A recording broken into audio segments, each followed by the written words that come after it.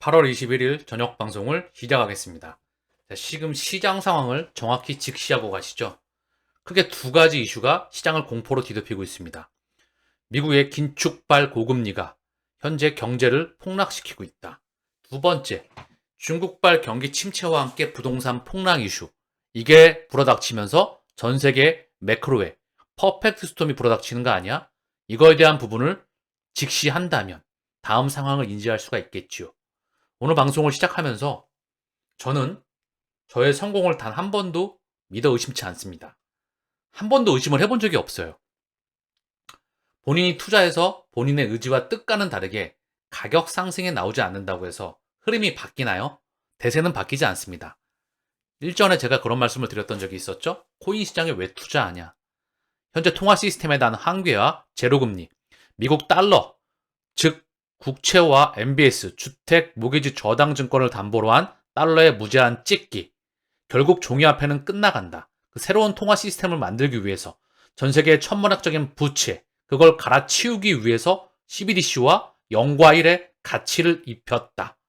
그러면서 달러가 100년 시스템이 끝나가면서 전 세계 중앙은행과 금융기득권과 송금기업과 핀테크, 이들은 이 미래를 지난 10여 년이 넘는 기간 동안 준비해 왔습니다. 일명 스위프트 2.0 망이라고 하죠.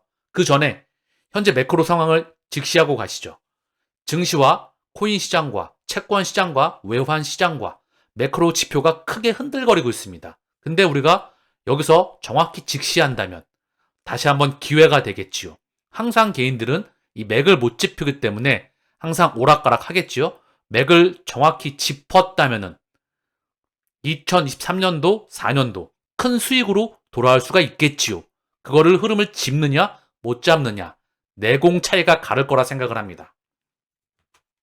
전 세계 매크로 지표와 함께 전반적인 상황을 쭉 한번 훑어보시죠. 전 세계 먼저 해외 증시를 한번 훑어보겠습니다. 증시의 시가총액이 아직까지 코인 시장보다는 워낙에 압도적으로 크죠. 현재는 동저와 시간차를 두고 동저화되고 있습니다. 큰 흐름에서는 증시, 채권, 부동산, 파생상품 시장, 여기서 자금이 빠져나와서 가상자산 시장 쪽으로 자금이 미친 듯이 갈 확률이 무척 높다. 이제 현물과 선물, 파생상품 시장이 현재 조성이 되고 있죠. 그 규격이 만들어지고 있다.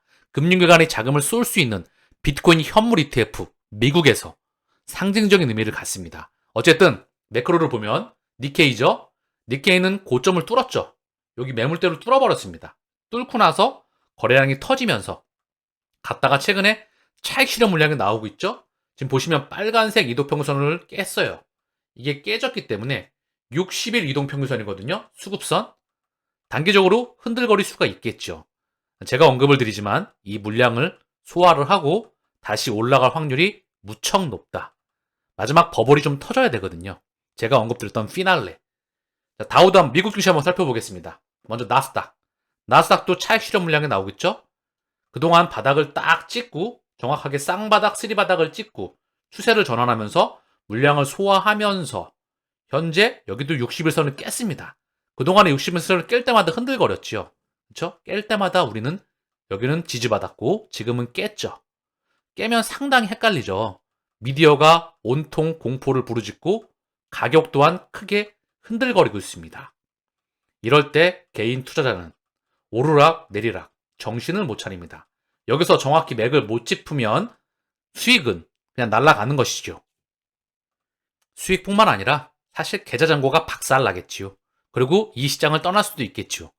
정확하게 매크로 환경을 직시해야 됩니다. 나스닥 물량을 저는 제가 봤을 때 지금 좀 급하게 워낙에 이거 주봉으로 보면 더 한눈에 보이거든요. 그동안 워낙에 급하게 달려왔죠. 바닥을 딱 찍고 쌍바닥을 찍고 물량을 소화하면서 급하게 달려왔지만 현재 요 라인대에서 물량을 소화하고 그리고 이 물량 소화할 때 얘네가 워낙에 급하게 달리니까 미디어가 동반되면서 또한 지표가 흔들거리면서 차익 실현 물량이 나왔다. 요거 물량 소화고가 확률이 무척 높다. 윗방향을 확신한다면 그럼 뭐죠? 지금은 매집 기회입니다. 자, 그 다음 S&P 볼게요. S&P도 똑같이 물량 소화 중입니다. 주봉으로 보니까 흐름이 더 한눈에 잘 보이죠? 자, 일봉으로 보면 급하게 얘도 물량을 소화하고 있는 중입니다. 다우도 마찬가지. 일봉으로 보면 급하게 물량을 소화하고 있는 중이다. 61선을 다 깼기 때문에 전반적으로 수급을 조금 정리하고 갈 확률이 높겠지요. 자, 필라델피아 반도체 지수도 현재 요거 60선을 깼다. 자, 그다음 대만 마찬가지죠. 얘도 차익 실현 물량이 나오고 있다. 독일 얘도 차익 실현 물량이 나오고 있어요. 유럽 증시가 워낙에 강했지요. 자, 주봉으로 보겠습니다. 그쵸? 얘는 고점을 뚫고 나서 차익 실현 물량이 나오고 있다. 유로스톡 보겠습니다. 유로스톡 또한 고점을 뚫고 차익 실현 물량이 나오고 있다. 중화권 증시가 상당히 부진하죠. 먼저 상해 종합. 상해 종합을 일봉으로 보겠습니다. 좀 크게 흔들거리고 있죠? 얘네는 부동산 폭락과 함께 경기 침체, 위안화 약세와 함께 크게 흔들거렸다. 얘 또한 물량 소화하고 윗방향으로 갈 확률이 무척 높다. 그 이유는 뭘까요? 지금 앞으로 빠른 시간 안에 전 세계 경제가 시스템 리스크로 가서 미디어에서 언급하는 퍼펙트 스톰이 불어닥친다면 지금 이런 말이 나오고 있더라고요. 잠깐 볼까요? 글로벌 증시 덮친 퍼펙트 스톰. 미 연준 긴축, 중국 경제 위기 우려에 휘청이고 있다. 저는 이걸 언제로 보고 있다? 2024년도 중반부이다. 이게 뒤로 밀릴 수도 있고 조금 땡겨질 수도 있고 그 기점은 매크로 지표를 보면서 여러 이슈를 보면서 다시 언급을 드린다고 했었죠. 이거는 닥칠 수밖에 없는 필연적으로 마주칠 수밖에 없는 과정입니다. 다만 아직 아니다. 마지막 피날레를 장식을 해야 되거든요. 그리고 미디어에서 이렇게 공포가 휘날려 치면 개인들이 들어올 수가 없죠. 그들이 지금 들어와서 또 모으면서 손바뀜 일어나가면서 가격을 끌어올릴 것으로 제 개인적으로 예측해 봅니다. 자, 그 다음 홍콩 마찬가지로 부진하고죠. 항생도 마찬가지로 지금 현재 낙폭이 큽니다. 자, 그러면서 코인 시장도 한번 보겠습니다. 비트코인 기준으로 볼게요. 현재 음봉이 크게 터지고 경제 불확실성으로 인해서 얘도 음봉이 터지고 나서 지지부진한 흐름을 보여주고 있죠. 월봉 기준으로 볼게요. 반등이 2천만 원대에서 4천만 원까지 나오고 현재 이 박스권 구간을 거쳐 나가고 있습니다. 이 물량을 터지고 가면 급속도로 갈 확률이 무척 높아요. 아직 발진하지 않았죠? 비트코인뿐만 아니라 이더리움은 더 반등 나오지 못했습니다. 이더리움을 월봉 기준으로 보면 이더리움이 터져야 알트의 본격적인 장세가 나오겠지요. 얘는 더불어서 여기 1번 라인을 제대로 돌파하지도 못했습니다. 여기 월봉상 매물대, 이동평균선이 저항대가 두 개가 만나 있죠. 여기를 뚫으면 그 다음 여기 라인입니다. 여기 공간은 비어 있어요. 비트코인이 1번 라인을 돌파했습니다. 지난번에도 언급을 드렸지만 비트코인이 여기 1번 라인을 돌파를 했다. 비트코인 대비 알트의 장세가 부진한 이유가 뭐죠? 본격적인 위험 시그널이 포모, 탐욕의 시간이 아직 오지 않았다. 시차가 조금 발생하고 있습니다. 그 다음 XRP 719원 빠지고 나서 반등 나오고 나서 현재 살짝 지지부진한 흐름을 이어가고 있습니다. 자, 증시와 코인 시장을 살펴봤죠. 전 세계 매크로 증시는 폭락이 나왔다가 급하게 반등 나왔다가 현재 차익 실현 물량이 조금 급하게 나오는 중이다. 미디어에서 얘네가 계속 달리니까 크게 한 번씩 흔들어 주는 거죠. 니들은 합류하지 마. 아직은 아니야. 모든 호재가 뒤덮을 때 그때가 진짜 위험 시그널입니다. 코인 시장 또한 바닥권에서 살짝 반등 나오고 현재 조정의 흐름을 보이고 있다. 알트코인은 상당히 부진하고 있습니다. 본격적인 위험 시그널에서는 가장 위험 자산인 코인 시장으로 자금이 들어올 확률이 무척 높다. 미 국채 10년물을 보겠습니다. 채권 금리도 10년짜리인데요. 전고점을 돌파했어요.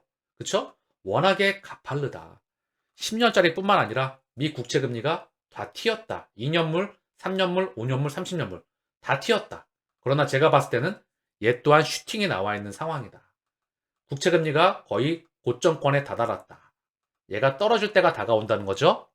얘가 떨어질 때 시장은 급속도로 바뀔 수가 있습니다. 자, 그러면서 원화가 계속 약세예요. 위험자산의 약세. 대한민국 원달러 환율이 1344원. 이건 뭐냐 하면 위안화가 약세이기 때문에 위안화 가치와 원화는 연동됩니다. 거의 동일하게. 위안화도 엄청나게 약세거든요. 원화도 약세폭이 가파르다. 이 말은 뭐냐 하면 위험자산이 지금 약하다. 지금은 공포가 세상을 뒤덮이고 있다. 이게 흐름이 한순간에 바뀝니다. 그걸 우리는 기다려야 돼요. 한순간에 찰나에 바뀝니다. 엔화는 약세를 이어가고 있어요. 엔화 약세가 나오다가 차익 실현 물량이 나오고 다시 한번 약세가 이어지고 있다. 달러의 가격 강세가 나오다가 찔끔 빠졌다. 유가가 80.66달러입니다. 공급발 이슈로 해서. 요것 또한 얼마든지 공급 이슈로 해서 조절이 가능하겠지요. 그쵸? 시장을 컨트롤할 수 있는 수단으로 얼마든지 사용 가능하다. 자, 지금 핵심은 뭐죠? 금리 이슈가 지나간다면 금리는 경제 성장률 플러스 물가 상승률입니다. 지금은 경제 성장률이 그다지 나오지 않는 과정에서 물가가 폭등이 나왔기 때문에 금리를 올렸지요. 제가 금리 이슈는 이미 지나갔다라고 언급을 드렸죠? 그 이유는 뭘까요? 이미 원자재 가격이 꺾였기 때문에. 아연의 10년물입니다. 폭등 나왔다가 꺾였죠? 코로나 팬데믹 때, 우크라이나 전쟁 때 폭등 나왔다가 꺾였습니다. 니켈도 폭등 나왔다가 완전히 꺾였죠? 거품이 완전히 사라진 상태예요. 천연가스의 가격도 마찬가지입니다. 폭등 나왔다가 이미 꺾여 있다. 자, 그럼 곡물 가격 보겠습니다. 옥수수. 폭등 나왔다가 얘도 꺾였다. 소맥. 폭등 나왔다가 꺾였다. 대두. 폭등 나왔다가 꺾였다. 자, 미국의 기준금리 최근 화면입니다. 보시면 불과 0에서 0.25 제로금리에서 미국은 밴드폭을 씁니다. 0에서 0.25 여기서 쭉 유지가 되다가 2022년 3월 이때부터 미친 듯이 우크라이나 전쟁과 코로나 팬데믹을 무기로 해서 엄청난 천문학적인 인플레이션으로 미친 듯이 자이언트 스텝을 단행해서 1년 만에 5에서 5.25까지 최근 5.50까지 올렸죠. 보시면 아시다시피 기울기가 이렇게 됐습니다. 기울기가 이렇게 되는 과정 안에서 증시가 미친 듯이 달렸다. 코인 시장도 바닥에서 좀 달렸다. 그러면서 시장이 크게 한번 휘청이고 있다. 이건 뭐죠? 이 물량을 소화하고 갈 확률이 무척 높다고 언급을 드리는 겁니다. 시장은 먼저 달렸는데 제가 끊임없이 언급드렸던 차익 실현 물량이 좀 나와줘야 된다. 그래야 이 물량 소화하고 갈 확률이 무척 높다. 이렇게 달리면 바로 꺾입니다. 오히려 저는 좋게 보고 있습니다. 그리고 큰 그림에서 연준의 밸런스 시트 대차 대조표입니다. 이미 이거 그림 한 장으로 연준의 통화 시스템은 끝났습니다. 연준은 여기에 미국 국채와 MBS라고 하는 주택담보부 저당증권, 파생상품을 담보로 달러를 찍어댔습니다. 연준 자산에 MBS가 포함되어 있다는 겁니다. 그리고 얘네가 줄이다가 줄이지 못하고 이 상태에 있다는 거죠. 요게 다시 시차를 두고 왔다 갔다 하다 늘어날 확률이 높다. 그리고 블록체인과 4차 산업의 문명은 우리가 받아들일 수밖에 없는 문명의 거대 흐름이다. 전 세계의 천문학적인 부채, 통화 시스템에 대한 한계, 이 이슈로 이미 2008년도 플러스 마이너스 알파 이미 이전부터 준비가 되지 않았나 저는 그런 생각을 합니다. 그리고 나서 CBDC가 뭐죠? 0과 1의 디지털에다가 데이터를 입힌 거죠. 여기에다 가치를 부여하고 있습니다. BIS라는 사령부와 전세계 금권과 함께. 자, 그러면 금리 이슈는 지금 단기적으로 중기적으로 매크로 이슈는 지나갔다. 저는 보고 있다. 그 다음 중국발 부동산 공포. 이건 뭘까요? 중국의 정책 스탠스, 부동산 통제했던 그동안 조금 늘어났던 스탠스가 바뀐다. 그리고 중요한 게 뭐죠? 2008년도 리만 브러더스와 같은 사태로 확장하기 위해선 뭐라 그랬죠? 레버리지가 일어나서 계속해서 확장해 나가서 이게 전 세계 금융기관들에게 다 퍼져 있어야 된다. 본래 가치보다 레버리지가 미친 듯이 확장을 해서 전 세계 금융기관으로 다 퍼져 있어야 된다. 그 규모가 크지 않다. 익스포저가 노출되어 있는 비중이 그다지 크지가 않다. 더불어 중국 정부에서 통제가 가능하다. 저는 그리 보고 있어요. 금리 이슈와 중국의 부동산 침체 또는 이 매크로 이슈가 지나간다면 이제 뭐죠? 우린 다가오는 상승장을 대비해야 합니다.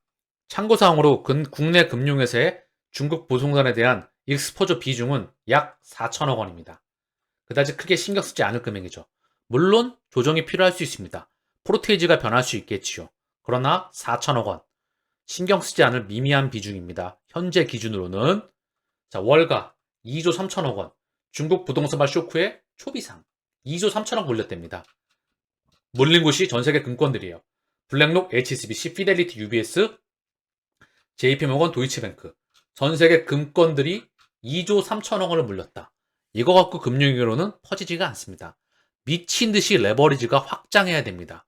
그 자금들이 레버리지된, 파생이 돼서 레버리지된 상품들이 전세계 금융기관과 사모펀드와 해치펀드 여기로 미친 듯이 퍼져나가야 이게 퍼지는 거죠. 근데 이건 언제 온다?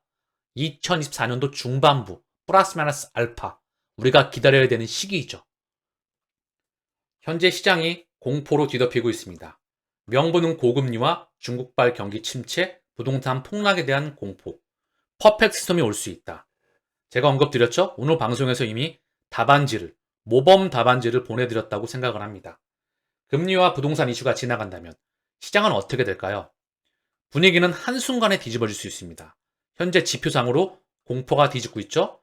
증시와 코인의 폭락, 시장금리, 국채금리의 급등, 원화에 미칠 듯한 약세, 위안화의 약세. 그리고 현재 매크로 환경이 미디어가 모두가 동반되고 있죠. 하다가 찰나의 순간에, 즉 순간의 선택이 투자의 성패를 가르기도 합니다. 특히 앞으로 2, 3년은 투자 인생에서 정말 중요한 시기입니다. 지금 상황을 직시하시길 바랍니다.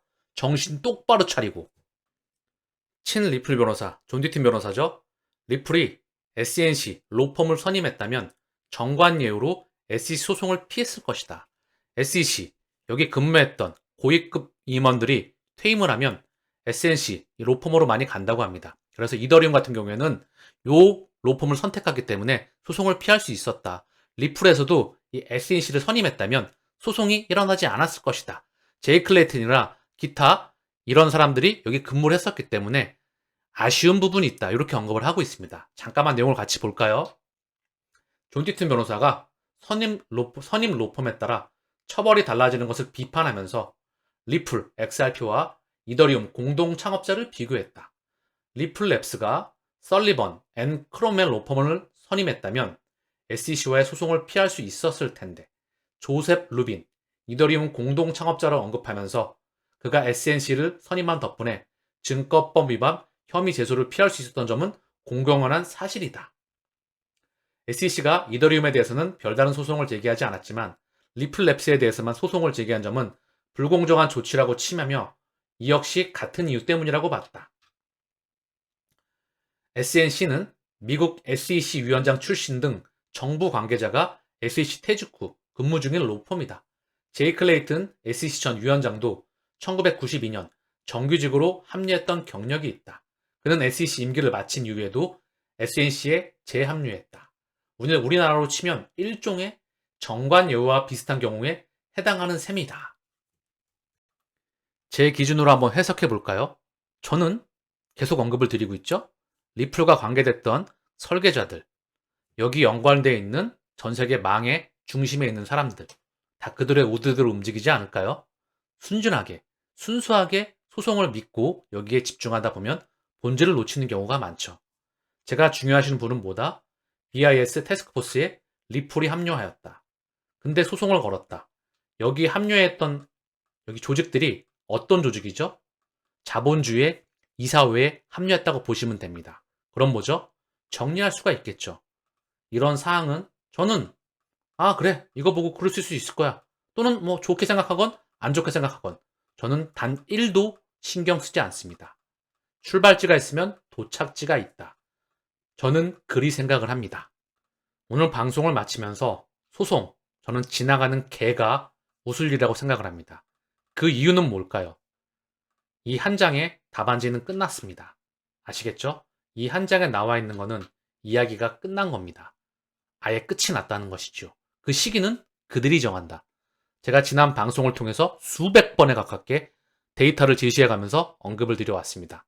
올해, 내년, 내후년 우리는 상당한 중요한 시기를 만나야만 됩니다. 오늘 방송은 여기서 마치겠습니다. 감사합니다.